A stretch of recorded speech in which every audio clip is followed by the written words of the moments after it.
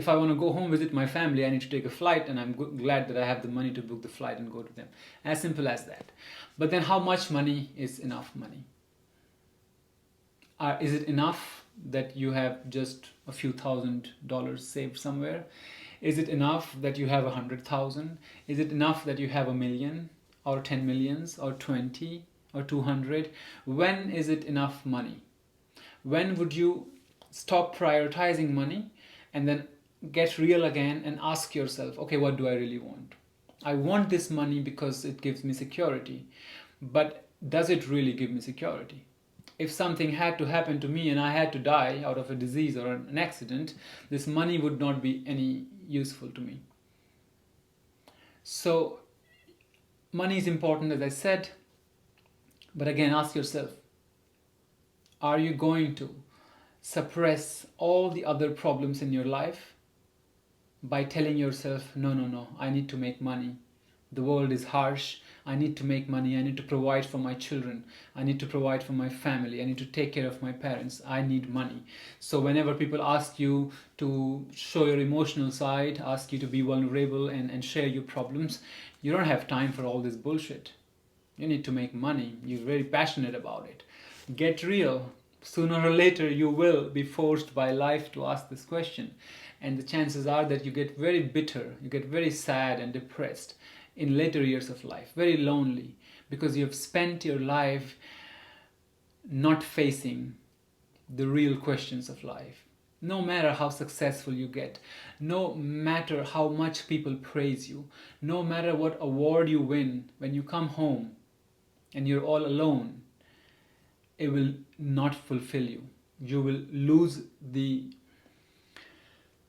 all the beautiful feelings that you had an hour ago in a function somewhere. When you take your clothes off, change into the home clothes, you'll get real. And the older you get, the more real these things will get. So don't fool yourself. Be radically honest with yourself. And keep asking, okay, what do I want? I think I have enough money. I think I would like to remain healthy. Okay, so then you start to deprioritize your projects and meetings and not compromise on the time that you need for your physical attention, physical care, or you want to focus more on meditation or create some kind of a practice for yourself that brings more stability, more peace, more calm, a gentler rhythm to your life. But you keep pushing it every week. You're saying it's gonna happen next week. Every week is gonna happen next week. But then life is running by and you're getting older and your body is getting weaker and weaker. And then the chances of you getting frustrated is higher and higher. So get real. Don't delay this question for the weekend or for the next week or for the next spring. Ask this question right now with me. What do you really want? How do you really want to live this life? And how can you do that? What can you do now and how you can do it now? Not that you say that things have to change around me for me to be able to live my life. No, you can still get to the deeper questions. And although there are things around you that make you so busy and that make you work like an ass the whole day, you still have time, moments to connect with yourself, to stay connected within, to stay with your breath, to know that you have a choice in your response to things that happen to you. Things that happen to you inherently do not really have any value. This is now at another level. Some will agree, some won't, but I'm speaking from a very higher perspective right now. Higher, quote unquote. That no matter what is happening to you, even if someone is aiming a gun and is about to shoot you, no matter what is happening to you, does not have any power to you. The only power there is in your response, and you have the choice to respond to that. But then you have to pause and ask yourself, do I have the choice? Is there an I in me to have the choice? You need to get into that questioning, and there is no need to quote it with a spiritual angle. There's no need to change your appearance and go into some really humble retreats, and maybe you don't like that, and it's okay. Just be as you are. Nothing needs to be changed from the outside. Because again, it is not about what is happening to you, it's about how you're responding to it. There is no need for you that if you ask this kind of questions to yourself, now you are becoming like those people, those crazy spiritual people that you try to stay away from. It's okay. You can do it your way. You can make a mix of everything. Make a mix of being spiritual, being materialistic, being very deep and being very superficial, watching very intense intellectual kind of stuff on TV or Netflix, and watching very dumb shit on TV. You can do all of it. It's all up to you. There's no rules to it. I don't make rules for you and tell you this is what you need to do. That's what gurus do mostly, but I'm not your guru. I'm just a guy talking to you. I've been saying it in almost every alternate video that, guys, I'm not your guru. I'm not a guru. I'm just a friend, just another human being who for whatever reason wants to share this with you. And I see that you respond well, that you listen to me. So I want to just keep talking to you.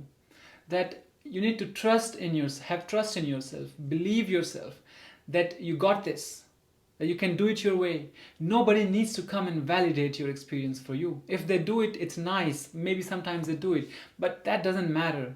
What matters is that what's your opinion about things. Can you begin to trust yourself and say, hey, you know what, if I want to do this, that's what I think I want to do. So again, coming back, what do you really want? What do you really want? And then you may realize that I just want to be happy.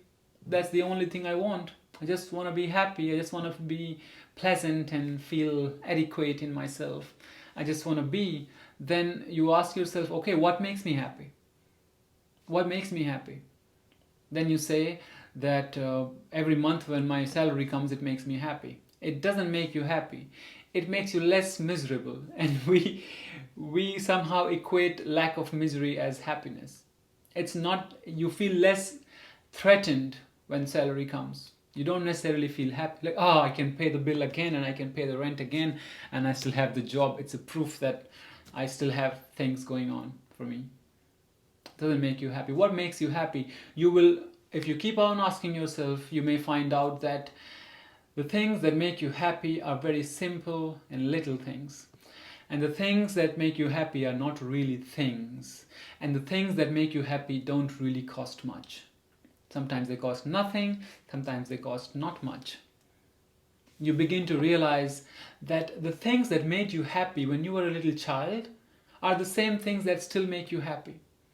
When you were a little child and you would sit down on the floor and you look at the creek between two wooden planks, and you will get very close to that place and you start looking at that and you start to see all the designs that are made on the wooden plank, and you, I don't know, maybe you start to imagine many things, think many things, and you feel really present in a way that your personality is fully absent but you are fully present. The presence is there, the person is not there, and the children know it so well, the animals know it so well, and you still get happy by doing that. But somehow you've told yourself, or you've been taught, that now you need to do other things that make you happy. They don't. If you go around nature, you definitely get happier. You just feel at home. If you don't feel at home, then you've gone too far away from your natural, from your own true nature. So you need to slow down. You need to really slow down and gently but regularly ask yourself, what is it that I really want? And then you begin to start making time for it.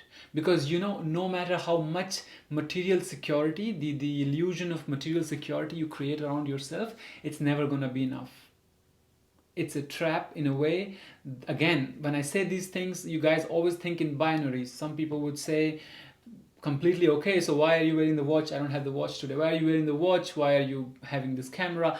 I'm not so impractical. I'm a very rational and practical being, and that is how I'm able to live my life the way I want. I'm a blend of everything. If I need to be spiritual and philosophical and abstract, I can be. If I need to get practical and get things done, I can do both.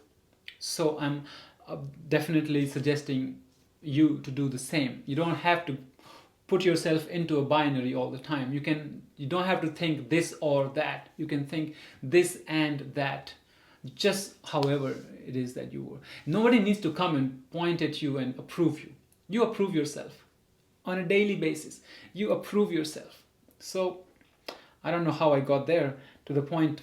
So what the things that make you happy, if you've gone too far that you can't even find any peace, any calm in nature, then you really need to slow down and really need to ask yourself, what the hell am I doing here? What do I really want? Do you need to marry or should you not marry? Nobody's going to answer this question for you. Maybe you don't want to marry when you are in your 20s and your 30s, and when you get to your 40s, you realize that I want to. But all your life you proclaimed so arrogantly to everybody why marriage is such a stupid idea, why being with someone is such a stupid idea, what this institution has only failed and all that. And suddenly you find yourself as if betraying your own self. So don't get so hung up on your beliefs. Don't be so strong about anything that you conclude. Allow yourself to be fluid. I said I don't want this now, I might want this tomorrow. So again, if you've always been real and honest with yourself and with people around you, you will say, you know what? I'm changing the team. I'm gonna get married. I'm changing the team. I'm actually going to want to have kids now. I didn't want that all my life, and it's okay to change. You're not supposed to be consistent. You are not technology. You are not ChatGPT. You're not supposed to be very methodical and orderly and just precise. You're a human. You're a messy, complicated, complex being. And you have the ability to hold contradictory views at the same time together. You are not supposed to be consistent. You're not supposed to be always because you try to be like that, you're so easy to be read. It is so easy to read your mind. It is so easy to understand you and make patterns out of it and learn your behaviors and assume what you would want next and show you ads, and you can fall in that trap. But if you accept your messiness as it is, your perfect imperfection, that you are a paradox, you are a living paradox, that yes, you are a hypocrite. Who is not a hypocrite? Or who is not a hypocrite from time to time? And it's not necessarily a horrible thing that from time to time you find yourself that you said something else but you want something else. You thought something. That's the nature of us human beings. And just be open to all of that. Be honest with that. If all of us can be honest with that, if all of us can just show as we are to ourselves and to others, then we will be so forgiving to each other, because we will not believe and imagine that this person said that, and because he or she said that, that's what they're going to do. No, people are going to change their mind and they're going to break your trust, they're going to break their promises, they're going to leave you when they said they will leave you to the end of their lives. Things going to happen to you. But in your fancy, in your image that you create about things, about life, about how people should be, you are thinking that, okay, they said that, why did they say that then? Well, they didn't know why they said that in the first place.